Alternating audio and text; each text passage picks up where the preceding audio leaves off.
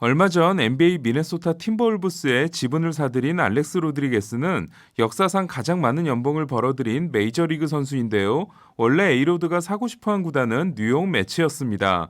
에이로드는 약혼자인 제니퍼 로페스와 함께 매치 인수전에서 17억 달러를 써냈는데요. 10년 안에 월드시리즈 우승을 못하면 1억 달러를 자선단체에 기부하겠다는 신선한 공약까지 내세웠지만 25억 달러를 써낸 스티브 코엔과의 돈싸움에서 완패를 당하게 됩니다. 연인이라기보다는 동업자에 가까웠던 건지 4년 동안 연인 관계에 있었던 둘은 매치 인수에 실패하자마자 결별하는데요. 신혼집으로 플로리다에 4천만 달러짜리 저택을 사기도 했던 둘은 코로나로 인해 두 차례 식을 연기하더니 약혼 2년 만에 파혼을 했고, 로페스는 에이로드와 결별 후 한 달 만에 벤 애플렉과 17년 만에 재결합을 합니다. 그렇다면 에이로드는 얼마를 벌었을까요? 2억 달러 계약이 두 번이나 있었던 에이로드는 4억 4,500만 달러의 연봉 총액으로 3억 4,400만 달러인 엘버트 푸올스와 1억 달러의 차이를 보이고 있습니다. 물론 지금의 계약이 다 끝나면 마이크 트라웃은 5억 2,400만 달러로 에이로드를 추월하게 되지만 아직까지는 에이로드가 1위입니다. 트라웃은 지금까지 에인절스로부터 받은 연봉이 지난해 37% 지급분을 반영해 1억 6,600만 달러인데요. 팬그래프의 계산법에 따라 트라웃이 지금까지 한 활약을 연봉으로 계산하면 6억 달러에서 40만 달러가 모자란 5억 9,960만 달러가 됩니다. 트라웃은 2012년부터 2019년까지 연평균 6,940만 달러에 해당되는 활약을 했고 3,766만 달러의 37%인 1,394만 달러를 받은 지난해에도 2,010만 달러치 활약을 했는데요. 그러니까 트라웃은 물론 그러면 안 되겠지만 지금부터 계약이 끝나는 2030년까지 승리기여도 0을 기록하더라도 에인절스는 손해가 아닌 겁니다.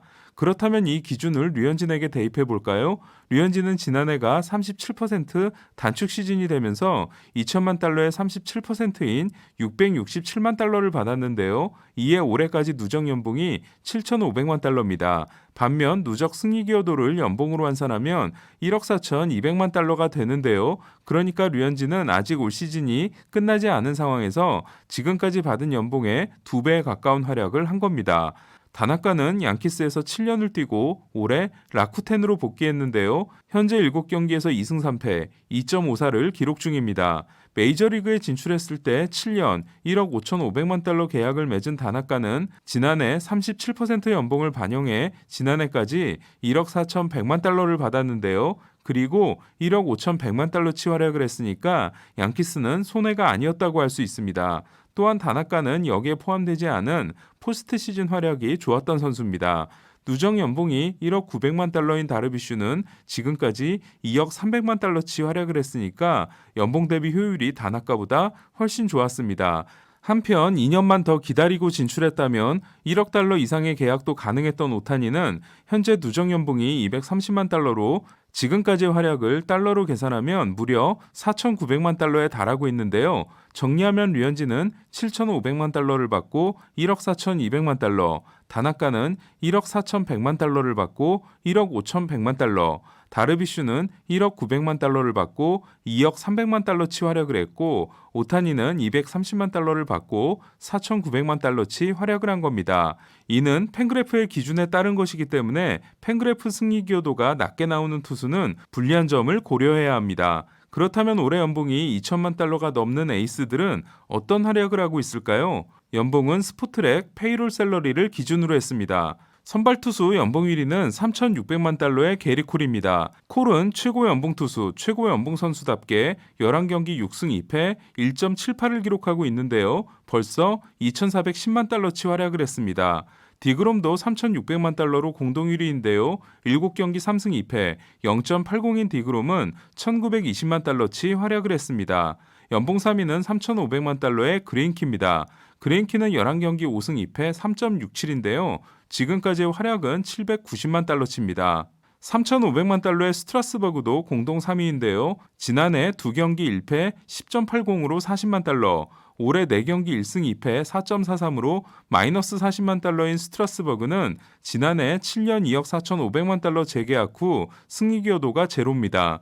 연봉 5위는 3,450만 달러의 맥스 슈어저입니다. 11경기 4승 4패 2.34인 슈어저는 벌써 1,400만 달러치 활약을 했는데요. 올 시즌으로 계약이 끝나면 워싱턴으로부터 1억 6,900만 달러를 받는 슈어저는 워싱턴 입단 후 지금까지 3억 달러치 활약을 했으니까 우승 반지를 보태지 않아도 최고의 계약인 겁니다. 연봉 6위는 3,300만 달러의 벌랜더입니다. 누적 연봉이 2억 2천만 달러고 지금까지 5억 달러치 활약을 한 벌랜더는 토미존 수술을 받아 오래 뛰지 못하고 있는데요. 벌랜더는 연내 복귀를 위해 노력하고 있습니다. 연봉 7위는 3,200만 달러의 트레버 바우어입니다. 3년 1억 200만 달러 계약을 맺을 때까지만 해도 다저스가 굳이 바우어까지 데려와야 하나 했지만 바우어는 11경기 5승 3패 2.07이라는 대단한 활약을 하고 있는데요. 현재 바우어의 활약을 달러로 환산하면 1,030만 달러가 됩니다. 바우어는 레퍼런스 승리 기여도는 2.2지만 팬그래프는 1.3에 그치고 있습니다. 연봉 8위는 3,100만 달러인 클레이튼 커쇼입니다. 커쇼는 7승 4패 3.33이 됐는데요. 1,400만 달러치 활약을 했습니다. 트라웃의 투수 버전이라고 할 수 있는 커쇼는 지금까지 2억 4천만 달러를 받고 5억 달러치 활약을 했습니다. 연봉 9위는 3천만 달러인 크리스 세일입니다. 현재 토미존 수술에서 회복 중인 세일은 6월 말 또는 7월 초 복귀를 목표로 하고 있습니다. 연봉 10위는 2,440만 달러의 패트릭 코빈인데요. 10경기 3승 4패 6.23인 코빈은 현재 마이너스 150만 달러로 워싱턴은 코빈과 스트라스버그의 계약이 부메랑으로 작용하고 있습니다. 연봉 11위는 2,250만 달러의 잭 윌러인데요. 필라델피아가 5년 1억 1,800만 달러로 잡을 때까지만 해도 불안해 보였던 윌러는 지난해 11경기 4승 2패 2.92에 이어 올해도 11경기 4승 2패 2.52로 올해 활약이 2,010만 달러를 돌파했습니다. 연봉 12위는 2,200만 달러 다르비슈인데요. 11경기에서 5승 1패 2.16인 다르비슈가 이미 1,470만 달러치 활약을 한 반면 2,100만 달러로 13위인 자니 쿠에토는 7경기 3승 1패 3.86, 920만 달러치 활약입니다. 마지막으로 2천만 달러의 턱걸이하고 있는 투수는 연봉 14위 류현진인데요.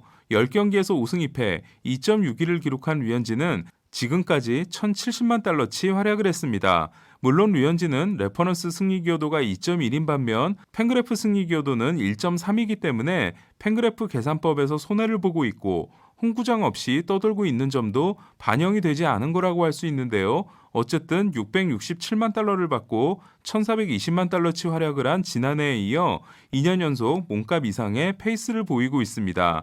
한편 1,900만 달러로 연봉 15위이지만 최근 다시 흔들리고 있는 번가노는 11경기에서 4승 5패 5.15로 570만 달러치 활약에 그치고 있는데요. 이에 지난해부터의 누적 활약이 170만 달러에 불과합니다. 이게 웬 횡재냐 싶었던 번가노의 5년 8,500만 달러 계약은 애리조나에게 낭패가 될지도 모르겠습니다.